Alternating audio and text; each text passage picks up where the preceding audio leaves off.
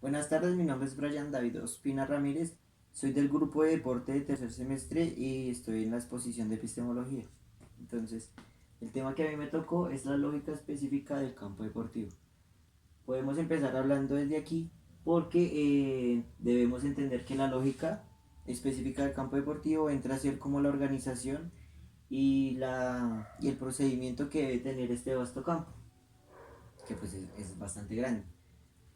Entonces decimos que el autor empieza a dar una definición social del deporte como una puesta en juego de luchas. Con esto se refiere a las confrontaciones o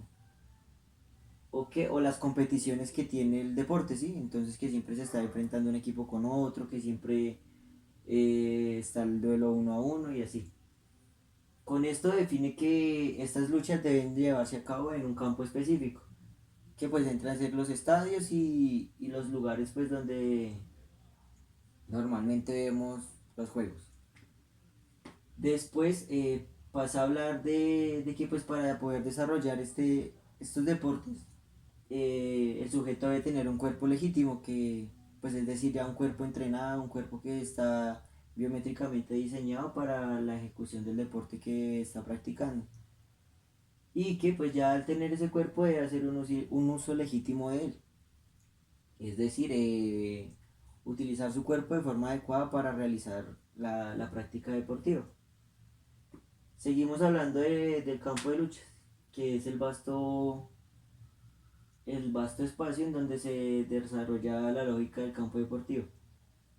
Entonces decimos que lo que es el amateur versus el profesional siempre van a estar en confrontación. Entonces el amateur son como los inicios, ¿sí? Cuando los equipos apenas están empezando, que apenas tienen sus primeras competencias y no tienen como mucha experiencia. Y el profesional, que pues ya son los altos logros, los olímpicos, mundiales que normalmente vemos. Seguimos hablando de lo que es el deporte práctico versus el deporte espectáculo.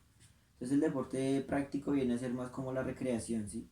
Entonces los grupos de amigos que se van a reunir en un parque, que van a jugar un rato fútbol o que se van a enfrentar por simple recreación, ¿sí? O sea, que se entiende más como un juego de un fin de semana. Y el deporte espectáculo, que ya viene ligado como al deporte profesional.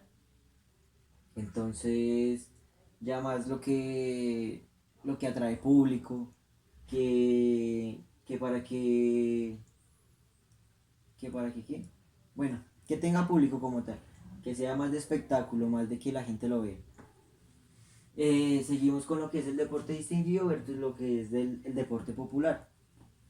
Entonces entiendo que el deporte distinguido entra a ser como los deportes más de alcurnia, como lo puede ser el golf o lo puede ser el tenis, que digamos no es muy fácil acceder a ellos porque pues se ve más que todo en instituciones privadas y así. Y el deporte popular que es muy fácil de acceder, como lo puede ser el fútbol, el baloncesto, porque pues siempre vemos como canchas en cualquier barrio y lo único que hace falta es un balón, ¿sí?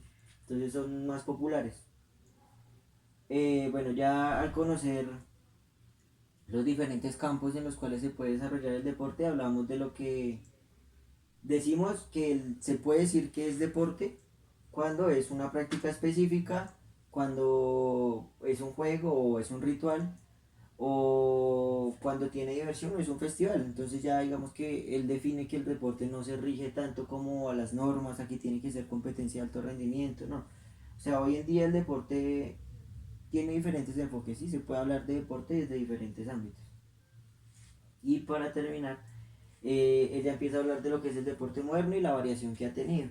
Entonces dice que el deporte moderno tiene instituciones deportivas, como lo son las públicas y las privadas. Entonces las públicas ya vienen a ser que un ejemplo del IRD, los centros de alto rendimiento y, y esto es más o menos. Y las privadas ya vienen a regirse con lo que es el deporte distinguido, que entonces ya entran a ser los clubes de tenis, los clubes de golf, con los que son un poco más difíciles de acceder, pues si no se tiene el dinero. Entonces, aparte de brindar pues los espacios deportivos y los entrenamientos, como objetivo estos también tienen las altas federaciones y los altos, ¿cómo decirlo? Los altos, bueno, las altas federaciones Tienen como objetivo lo que son las reglas, registrar los récords. Entonces ellos son como lo que, esas instituciones son como las que están encargadas de esto, que pues ya vienen más a ser como en mundiales y en olímpicos. Y ya después se divide lo que son los sustentos deportivos, que ya también entra a ser parte del campo deportivo. Porque hoy en día se están beneficiando más personas, no solamente las que tienen la práctica deportiva, los que compiten, sino los que apoyan a los deportistas y de cierta forma los ven como una forma de ayudarse a ellos mismos. Entonces, para explicarme mejor, entra ya la parte económica. Entonces, lo que son las camisetas, los instrumentos para apoyarlos, las vestimentas especiales que utilizan los hinchas. Y también entran los periodistas deportivos, las cadenas de televisión, que ya entran a tener beneficio porque empiezan a transmitir y a vender de cierta forma el deporte. Entonces, básicamente esto es lo que es la lógica específica del campo deportivo, como un resumen de todo lo que recubre el deporte, ¿sí? Entonces que no solamente sea la práctica dentro del campo, sino diferentes espacios. Bien, entonces ya, gracias.